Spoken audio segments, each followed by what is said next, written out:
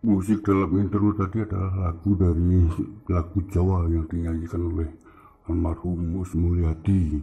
Ono rondo manggon ngarep omahku. Tarik sis, semongko. Tapi di depan rumahku tuh di sebelah timur ada pohon randu besar gitu, yang umurnya mungkin sudah ratusan tahun. Nah, lalu kenapa kita akan bahas masalah pohon randu yang ada di bukit kecil di sebelah timur rumahku.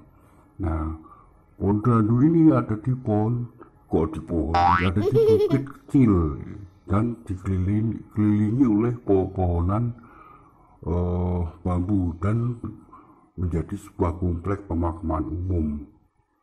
Lalu kenapa di sini ada lingga, batuan candi dan sebagainya? Itu karena pada abad ke-8 karena desa ini ada di sekitar 11 km arah timur laut dari Pohonan Candi Borobudur dan dibangun pada tahun 881. Ini berdasarkan dua lingga bertulis yang ada di makam ini dan dijadikan sebagai nisan seorang kiai.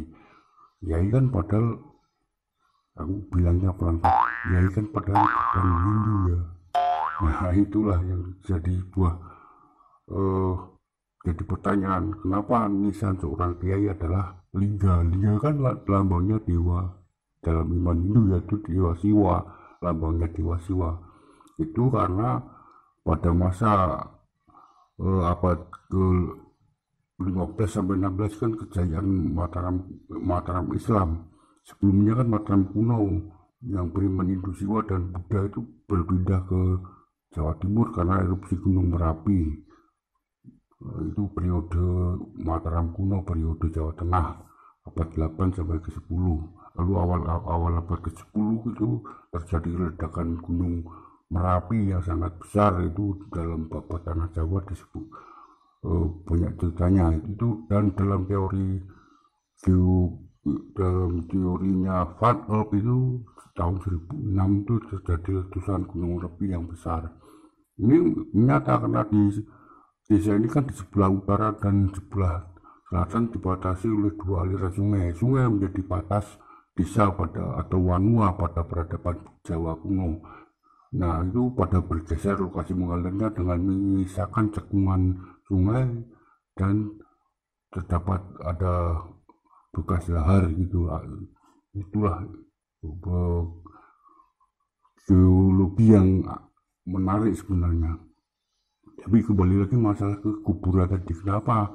Itu karena pada masa Mataram Islam itu lokasi bekas reruntuhan bangunan candi diubah menjadi lokasi pemakaman dan tempat ibadah umat muslim. Jadi desa ini yang pada abad ke-8 merupakan sebuah komplek candi Hindu, maka banyak terdapat lokasi tempat pemakaman sama musola dan masjid, dan rata-rata disitulah lokasi dari bangunan candi yang setelah saya istilahnya dalam susunan aturan lokasi candi Hindu pada suatu komplek ternyata tepat berdasarkan karakternya pada bangunan candi Hindu.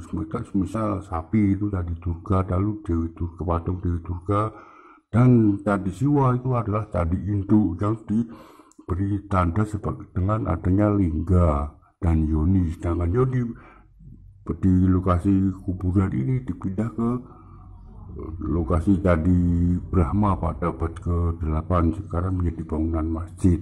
Di sana terdapat yoni yang saya perkirakan merupakan bekas dari pasangan lingga yang ini jadi nisan seorang tokoh kiai tersebut. Nah, yang jadi pertanyaan juga kenapa warga nggak tahu realitas peradaban leluhurnya, padahal masa kini pun kan banyak yang nggak kuliah dan sebagainya.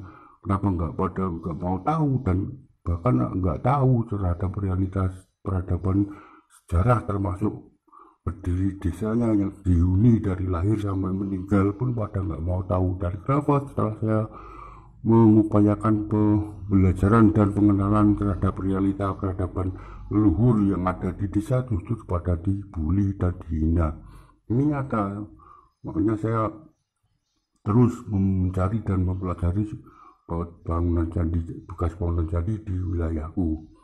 Lalu kenapa ada tanaman pohon randu dan pohon kelapa, atau dalam bahasa Jawa disebut papringan? Itu karena dalam budaya Jawa itu ada filosofi ngilmu pring, itu banyak yang bisa kita pelajari dari tanaman bambu yang terfilosofikan sebagai sebuah kebaikan. Saya tulis aja, kalau saya ngomong tadi waktunya banyak banget dan video pendek aja nonton dikit, apalagi panjang lebar nanti makin nggak pada minat. Nah, lalu tentang pohon randu itu terdalam iman itu kan, semisal di Bali itu terdapat gelang Sri Datu atau 3 warna itu merah, hitam, dan putih. Merah kan lambangnya dari dewa Brahma, lalu putih dewa Siwa, dan hitam itu dewa Wisnu. Nah, pohon randu itu getah dari pohonnya itu berwarna merah, lalu kapo atau kapasnya dari randu itu kan berbuah kapas itu putih, lalu biji buah kapo itu hitam. Ya, saya yakin Anda memahami apa yang saya maksud. Lalu gimana, kenapa ada di atas bukit?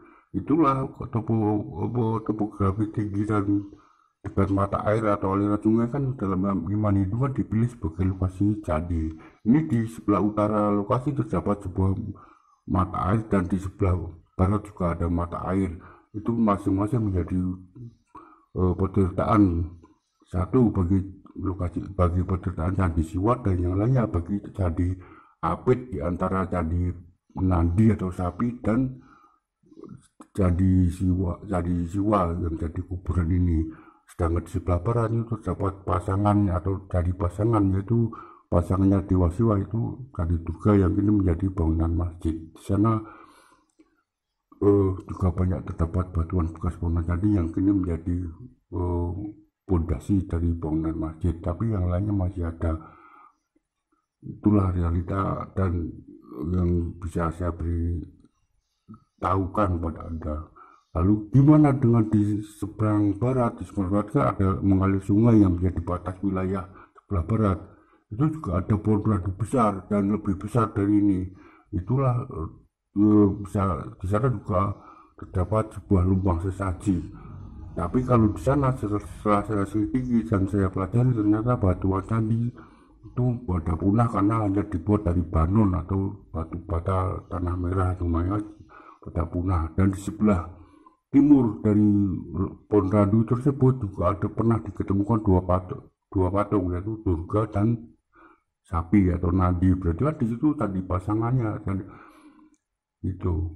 Dan di sebelah timur lagi ada Yoni tanpa lingga. Berarti itu dulu lokasi awalnya adalah di dekat pohon randu. Di sebelah barat lokasi pohon randu yang awal tadi. Itu semoga Anda mudeng, karena saya bukan sejarawan, tapi saya cuma orang yang aktif melestarikan situs cagar budaya dan mencoba untuk memperkenalkan realita peradaban serta membujuk atau berjuang untuk pelestariannya. Meskipun banyak tantangan tapi akan tetap saya lakukan. Semoga salam budaya.